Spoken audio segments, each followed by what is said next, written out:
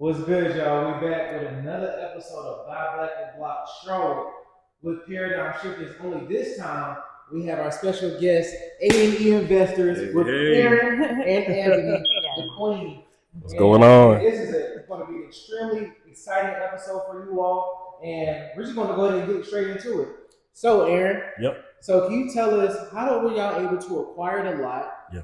And could you just talk about like the ground up like aspect of things? Yeah. Yeah, let's take it from there. Okay, so first off, we acquired this lot through a wholesaler. Shout out to my guy.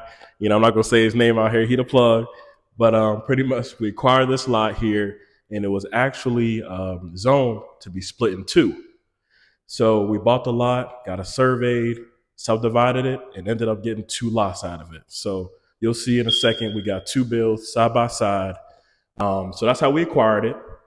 And just the ground up process, again, just building up from the foundation. We had it scraped, did the footings, all that stuff. And we actually did a crawl space foundation for this house. And we did a raised slab for the other house. Nice. So why did y'all use crawl space for this one and then the slab for the next one? Yeah. So you'll see a little bit the topography of the lot, right? Mm-hmm. So you'll kind of see it slanted from the back to the front. So we had to really do that raise up, and it was best to do a crawl space at that time.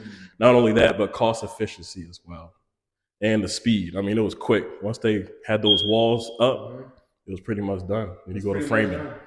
That's it. So how are y'all able to determine like your budget, the acquisition costs, and like the type of build that you and your wife elected to go with? So that's good. That's good. So she'll usually take a look at the build, make sure it's really fitting her aesthetic of what she's looking to do. On my side, I'm just making sure that it fits within the setbacks, right? So you have certain setbacks for certain lots. And these two fit right in there. I mean, it was snug. So you'll kind of see that too. But pretty much, again, we look at the lot. I'm making sure that it fits. If it doesn't fit, it's not going to work. And then I'll let her talk about more so the other side of picking the plans. Absolutely. Yeah, so when it comes to picking plans, ultimately, we like to build outside the box. When you're here in Kannapolis and Concord, you're going to find that this is an old mill town.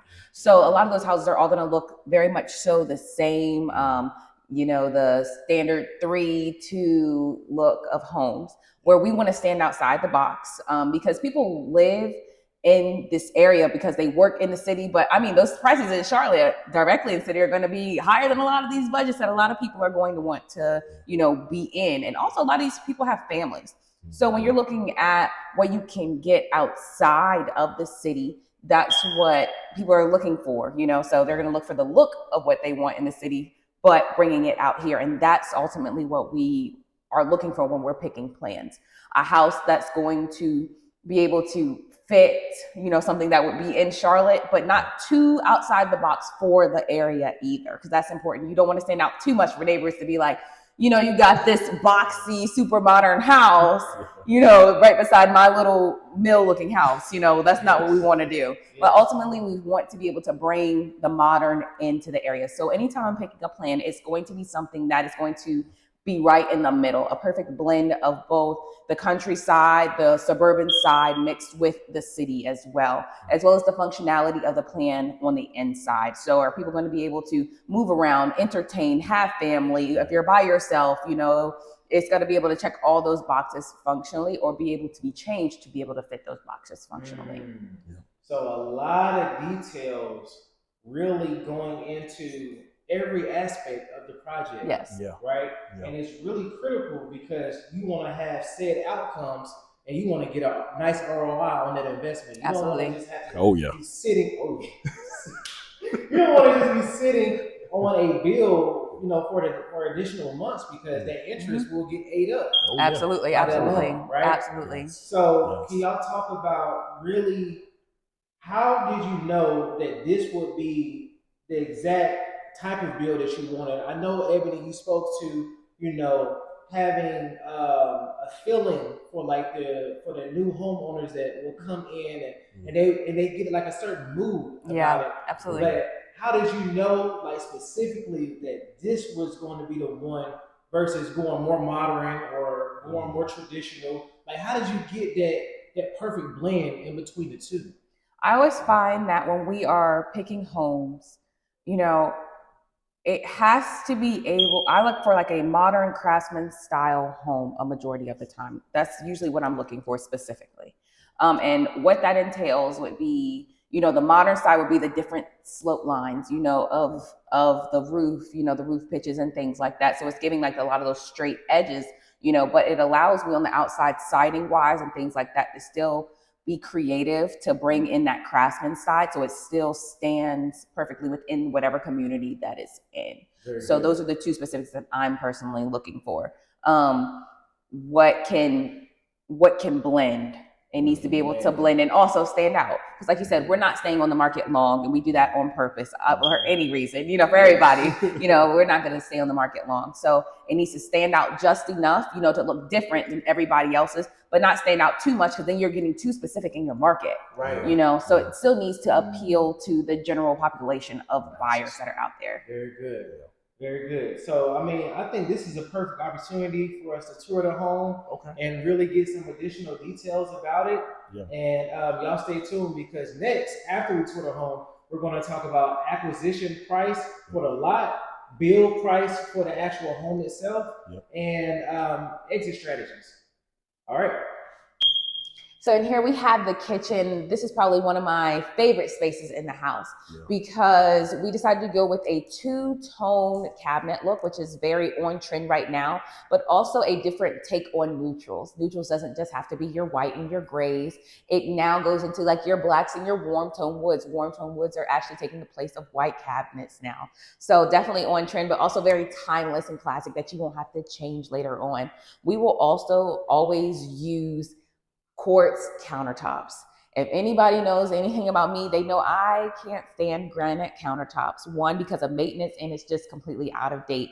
Whereas quartz, you can get any look that you want, as well as the maintenance for a homeowner is going to decrease significantly. So that's why we always stay within the quartz countertops, and they're just beautiful. So they're going to accent beautifully off of the leather. This is matte leather tile, which I get from Tile Bar. Tile Bar is probably one of my favorite places to get tile besides Floor and Decor.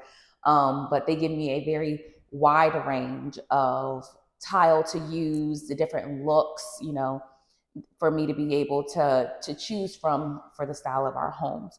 We also always go with an upgraded kitchen package. A lot of times you'll see that a lot of places will not give you a microwave, or they won't add in the fridge because they're required to add in the range and your dishwasher. But we actually, if you come around this side, you'll see that we do upgraded things like your microwave drawer, Wow. So that is a big plus, when it comes to homes these days. Instead of, we're going to give you a range hood, we're not going to say, go get and do this beautiful countertop.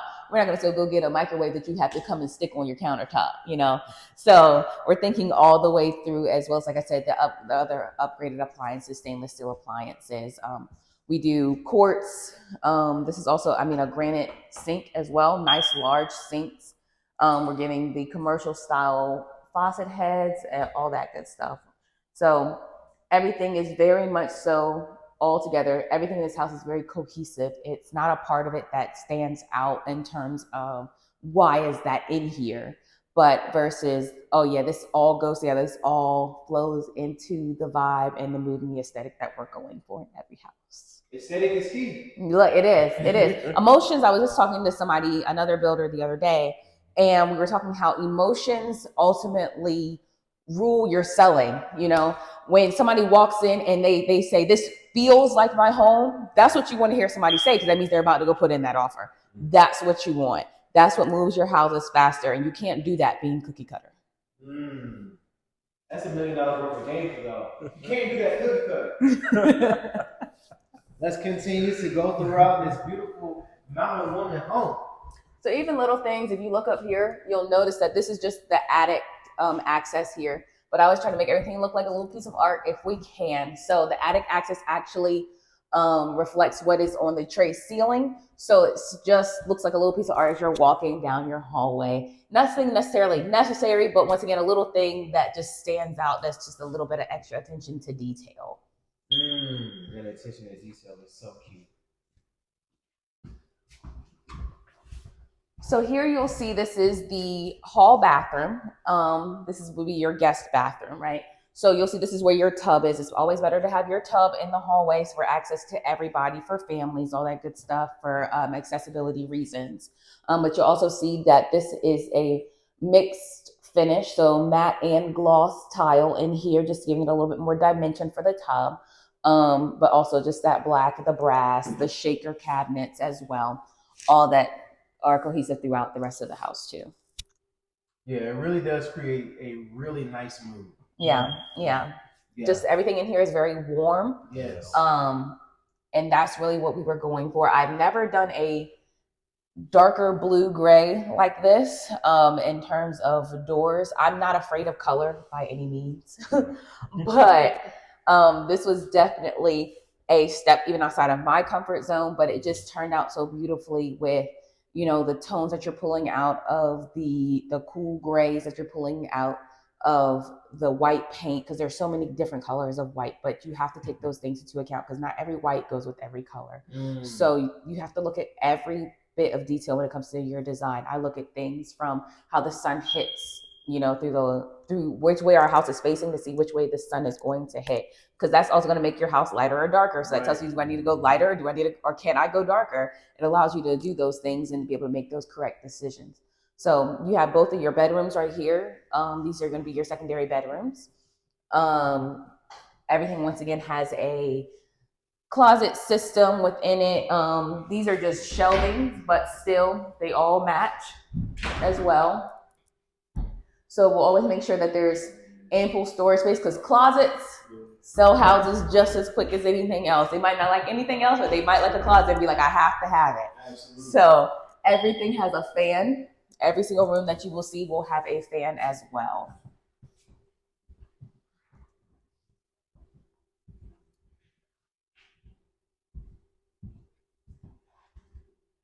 And then you have the best part of the house, which most people will say, but this is your master. So I always have to do trim work. I'm a sucker for trim work. It just feels like it just adds a little extra pop to every house, whether it's in the bedroom, whether it's in, you know, the walkway space, the main spaces of the house. You will always see an accent wall. So when I see one that presents an opportunity, it just screams for it. We'll always do one. So this one right here is just very classic. It's elevated, but it's not, you know, it's not too much. It just adds just enough, because you can imagine, I can imagine my bed here with my side tables and it goes up into the ceiling, you know, just adds that extra little pizzazz that makes somebody be like, wow, I need this house. You know, that's what I want somebody to come in and say, I need this house. Yes, please take it. Yes. So in your master, you will also see, once again, everything is the same in terms of honey shaker cabinets, your quartz countertops that are the same throughout the entire house because they were just too beautiful not to use. You will also see the double vanity in here for reasons, you know, his and her vanities. And then this shower as well. So same tile as the bonus room, but this one goes all the way to the ceiling. So giving that extra, and that extra feel of luxury, of spa, because it's not the hugest bathroom, but you want to be able to feel still that essence of luxury, even at this price point, even in this size bathroom. So you'll always have storage. You always make sure everybody has ample storage with all your drawers and your doors and things like that. When you look into the mirror, you're like, oh, wow, like the little things like this, because you're not going to see too many mirrors like that. You know, just what can we do at this size to make the house stand out? And that's ultimately what we're doing. Yes, the gold fixtures are immaculate. Thank you. Fun. So then, like I was saying, when we go into our closets, you have a full closet system. People can already say, I can see my shoes. I can see my clothes. And you're like, you know, we're thinking about all those things, all the shoes, all the bags. Give your husband this space and he can just have that. Oh, he need more space. The rest of it, you know. he need more space. You know, but those are the things that we're thinking about, you know. So we want to take out the thought process for a lot of homeowners. We're taking out the ugly wire shelving, you know, give you just a little extra that makes you say, this house was done. I can move into it now. There's nothing I need to do. There's nothing I want to do to it. I just want to be here. Just want to be here. Moving ready. Yes. Oh yeah. So why did you all elect to name it Mountain Woman? And for the two projects, like the Mountain Men projects, right? Or Mountain Man, Mountain Woman project. Mountain, yeah. Mountain Woman. Yeah, where does that name come from? Yeah. And how does it kind of go along with the theme? So pretty much, well, I had come up with the name. Aaron always names our houses. Yeah, just based off of the street. We actually had that. So it was originally on off of Cali Street, which is right the here. street behind us, yeah. And it was really going to be that side, but we had to shift the houses to the front of Mountain Street. I said, okay, Mountain, okay, Ebony, you're designing one. Our best friend designed the other one. Mountain Just to Woman, make it a little fun, yeah. Mountain Man. They twins, so Twins. so that was all that went into it. Yeah, so it just kind of made it fun, because he's a designer and he does all of his own builds and designs and stuff as well. And then we will come together and partner on things. And this happened to be one that we were partnering on, and we always have a friendly banter back and forth all the time about who's the better designer out of the two of us. So we were like, well, let's do it. Like, you design that one, I'll design this one, and let the people speak. So, we just happened to have fun with that. And so that's how it became Mountain Man and Mountain Woman. Because originally when it was on Cali, it was like California Love. We was going to be playing Tupac in the back every time you saw it. Like, it was like, we was going to have some fun with that. But it just presented the opportunity, and it just makes the houses more memorable and more fun for us. Every project, just to name them and show them love. So some personality too. Yeah, some personality. So last question before we go. What are 3 things that y'all would have done differently if you had the opportunity for Mountain Woman? I know it's to say for the design side for me, and I say it every time, as much as I love the blue, right? It was not supposed to be blue. It turned out okay, but I actually thought the paint was gray, like a grayer with a hint of blue.